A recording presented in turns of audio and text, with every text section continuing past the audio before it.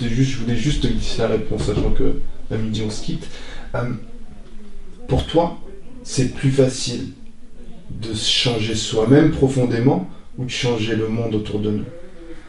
Bah, entre se changer soi-même et changer le monde autour de nous, déjà pour moi c'est quelque chose d'intrinsèquement lié, ça va ensemble et il faut pas que l'un soit un prérequis de l'autre. Il y a un vrai dialogue entre les deux. Est-ce qu'il y en a un qui est plus facile ou plus difficile que l'autre? Je pense que ça dépend des individus, il faut qu'on s'entraide là-dessus. Il y en a qui sont plus forts pour penser le changement systémique, pour voir une situation d'un système et se dire tiens là il y a une couille dans l'organisation, il y a un rouage qui fonctionne pas, faut changer ça, faut mettre ça. Et qui ont vachement du mal à comprendre, c'est même pas un problème de volonté, parfois c'est un problème d'identification ou de compétence ou de savoir qui savent pas comment est-ce que eux ou elles ils peuvent changer le truc. Ou alors qui savent et qui peuvent pas, parce qu'ils n'ont pas les moyens. Tu vois, si tu prends par exemple, je repense aux efforts sur le climat par exemple, pour se changer sur le climat. T'en as, tu leur dis, bah, faut passer à l'énergie verte, mais j'ai pas les moyens de payer de l'énergie verte. Faut manger bio, j'ai pas les moyens de manger bio. Faut faire des circuits courts, j'ai pas les moyens de faire des circuits courts. Donc il y a tout un truc, après il y a les changements spirituels, ça bien sûr, mais parfois justement t'es pas accompagné, t'as pas les bons retours bienveillants. Et on a besoin de ça pour grandir. Que les gens nous disent, avec cet a priori favorable, de se dire, par défaut, je pense que tes intentions sont bonnes. Sauf preuve du contraire. Alors dans la société, c'est quand même souvent le contraire qui se passe. C'est qu'on se dit par défaut tes intentions sont malveillantes, sauf preuve du contraire. Faut inverser la charge de la preuve en fait. Faut dire par défaut les gens agissent avec des bonnes raisons, sauf si vraiment on prouve que c'est des connards. Mais et ça peut arriver. Il y a des gens qui sont dans le vice et qui, tu vois, quand un ministre ment à toute la France en disant je n'ai pas de compte en Suisse, il a fait une faute très grave. Donc ça arrive. Mais faut pas faire du principe que par défaut les gens disent la vérité, sont sincères, et donc d'essayer de comprendre comment ils fonctionnent comme ça. Et on a besoin de cette bienveillance-là pour grandir. Donc je pense qu'il y a une entraide sur des gens qui sont meilleurs pour penser le système, d'autres qui sont meilleurs pour penser l'individu. J'ai envie de dire qu'il y a un peu une complémentarité, je simplifie à fond, mais entre le développement personnel et l'action politique. Cette bienveillance, est-ce qu'elle vient de nous, justement, notre regard qu'on a sur le monde, sur les éléments, les choses, les solutions, ou c'est quelque chose qui existe, qui tourne autour de nous, tu vois, et qui des fois vient nous aider?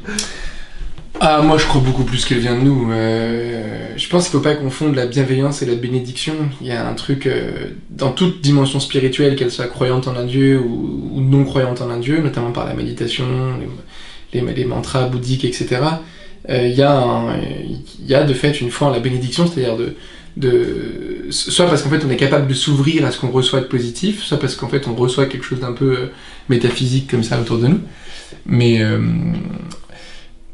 ça c'est très particulier et c'est pas ça la bienveillance. La bienveillance c'est pas la bénédiction de notre vie. Et ça c'est du domaine du spirituel et de l'intime, peu importe l'âge spirituel. La bienveillance c'est quelque chose de profondément relationnel. C'est profondément relationnel, c'est dans la relation entre nous. Est-ce que je me dis quand Najib tu m'appelles et qu'on se revoit à J plus 4 ans, tiens c'est bizarre, maintenant il fait ça à temps plein, c'est son métier, s'il veut m'interviewer c'est qu'il veut se faire du bif, il va me faire payer ou alors il va sponsoriser la vidéo. Ou est-ce que je me dis, bah en fait Najib, moi je me souviens d'un mec qui a un chemin intérieur puissant, quand on s'est rencontrés il y a 4 ans, il y avait un truc de cœur à cœur, il y avait une authenticité, il est encore là-dedans, et de fait, pour des raisons matérielles, bah il s'est consacré à ça, pour aussi pouvoir en faire une forme de métier, et que donc du coup c'est génial parce qu'il arrive à être à fond dans sa passion. Et t'as deux regards sur la même situation. Et c'est là que ça se joue dans chaque relation, quand la personne arrive, c'est de quoi est-ce que je préjuge? Est-ce que je fais le choix de préjuger que la personne elle y cherche ses intérêts, etc. Ou est-ce que je préjuge qu'elle est dans cette pureté? Alors c'est marrant parce que pas plus tard qu'hier soir, on était à une grosse soirée politique de la primaire populaire, et puis il y a une élue qui me dit je pense que t'es vraiment très naïf. Ou candide. C'est marrant parce que François Ruffin allait dire juste après, il était sur la scène, il disait on a besoin de votre candeur et de votre naïveté pour changer la société, tu vois, donc il la contredisait indirectement. Mais quand elle m'a dit je suis très naïf, je me suis dit c'est quoi la réponse en fait? Enfin, je lui ai pas répondu, je l'ai dit dans ma tête. Je lui ai dit c'est quoi la réponse? C'est d'être cynique? C'est ça la réponse? C'est de... Il faut qu'on soit extra lucide et que donc du coup on voit par défaut les risques que les choses représentent pour nous. Alors bien sûr, faut pas être con et nier qu'il y a des personnes, surtout en politique, qui agissent avec des intérêts. Et moi, je mets en garde, et je trouve que c'est ce qu'il y a de plus dur depuis que je fais de la politique avec la primaire populaire, c'est cet environnement de cynisme. C'est ça le plus dur. C'est pas le rythme, c'est pas la pression, c'est pas la fatigue, tu me parlais de fatigue avant, c'est le cynisme, c'est-à-dire cette espèce de soi-disant réalisme qui en fait pour moi est pas très réaliste, d'essayer de nous faire passer comme message qu'il faut rendre souhaitable le petit champ des possibles. C'est-à-dire, il y a très peu de choses possibles, soyons cyniques, soyons réalistes, il y a très peu de choses possibles, mais tu vas t'en contenter. On va rendre ça souhaitable. Merde, moi je veux faire le contraire, je veux rendre possible ce qui est souhaitable. Pas souhaitable ce qui est possible, je veux rendre possible ce qui est souhaitable. Ça veut dire ce qui est souhaitable, ce dont on a besoin, ce dont on a envie dans notre société, même si c'est fou, même si c'est énorme, même si c'est lointain, même si c'est un idéal, il faut le rendre possible. Et heureusement qu'il y a des mecs qui se sont dit ça avant nous. Quand il y a quelqu'un qui a posé la question de « Hey les gars, c'est normal qu'il y ait de l'esclavage dans la société ?» C'était impossible d'arrêter l'esclavage. Tout le modèle économique de la société reposait sur l'esclavage. Il fallait une main-d'œuvre gratuite pour que le système économique fonctionne. Et il y a des gens qui se sont dit, en termes de dignité humaine, c'est pas bien. Il y a un problème là. Donc là, tu as deux approches. Si tu gardes l'approche cynique, tous les cyniques à l'époque, ils ont argumenté, on peut pas, on va le faire par étapes, on va faire par région, on va y aller progressivement, parce que, soyons réalistes, rendons souhaitable le petit champ de ce qui est possible. Heureusement qu'il y a des mecs qui ont dit non, c'est une déclaration unilatérale. L'esclavage est aboli. Il n'y a plus d'esclavage du tout, et donc on va le rendre possible quoi qu'il arrive parce qu'on veut le faire. Et ça, moi, c'est le combat principal que je mène intérieurement, c'est de briser ce cynisme-là, quoi. En lien avec la fatigue dont on a parlé au tout début, en lien avec ce combat dont je suis en train de parler maintenant, est-ce que, pour toi, c'est possible de passer toute une vie à combattre, entre guillemets, comme tu le fais en déployant autant d'énergie contre... À combattre contre le cynisme ou combattre tout court? À se battre contre ou pour quelque chose. Est-ce que c'est possible de consacrer toute une vie à ça? Rosa Parks, elle l'a fait, il y en a d'autres qui l'ont fait. Moi, je pense que c'est tout à fait possible de passer sa vie. Je pense qu'il y a une grâce du combattant et de la combattante à un moment donné. C'est-à-dire que quand tu passes ta vie à combattre, il faut quand même trouver des lieux où tu arrives à t'épanouir. Moi, je pense que là, ce niveau de cynisme, je pourrais pas le supporter plus de 6 mois encore, après c'est fini. Mais ça n'empêche pas de combattre dans d'autres niveaux, parce qu'on est chacun vulnérable à ces situations. Mais je suis trop idéaliste ou utopique dans les plus beaux sens du terme pour supporter ce cynisme ambiant. Je vais pas y arriver trop longtemps. Mais par contre, il y aura d'autres combats possibles, et j'ai des exemples nombreux, même en politique. Je ne vais pas trop donner de nom pour pas distribuer des points, mais j'ai vu des gens qui m'ont touché, où un jour ils ont eu cet éclair de lucidité, ils sont pas nombreux, hein, il et elle, de se dire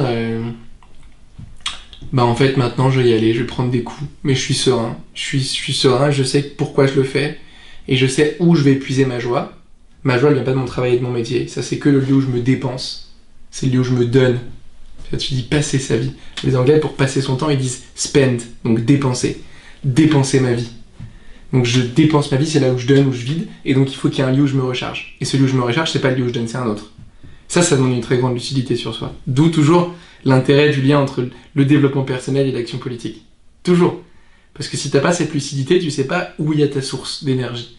Donc ça c'est très important, je pense qu'on peut combattre toute une vie, à condition de savoir où est la source. Là, moi aujourd'hui, je mets une alerte rouge personnelle sur mon asphyxie personnelle, c'est que je suis loin de ma source là. Là, il y a trop de cynisme. Je suis content de te voir, j'ai le smile, puis au fond, j'ai de l'espoir. Mais je suis dans un cadre de travail où il y a trop de cynisme avec l'environnement de la primaire pop. En dehors, un peu en interne. Et justement, une de mes sources, c'est les gens. Les gens en interne, mais qui, putain, les gens qui sont dans ce mouvement avec la primaire pop, c'est des gens qui ont tellement de foi et d'espérance sur le fait qu'on peut changer les choses. Comment cultiver l'espoir? Pour soi, d'abord. Et ensuite, pour le reste. Mais comment on fait pour cultiver l'espoir? Ça, je sais pas, c'est un truc. Déjà, de toutes les questions qu'on a vues ce matin, je trouve que l'espoir, c'est probablement une des choses les moins cultivables. J'ai l'impression que c'est vraiment donné. Mais bon, je pense que c'est là, faut le chercher et le trouver. Faut le chercher. Et après, c'est donné, c'est un truc un peu... C'est-à-dire, c'est donné. C'est-à-dire que tu nais avec de l'espoir ou tu... Non, tu le reçois peut-être de l'extérieur.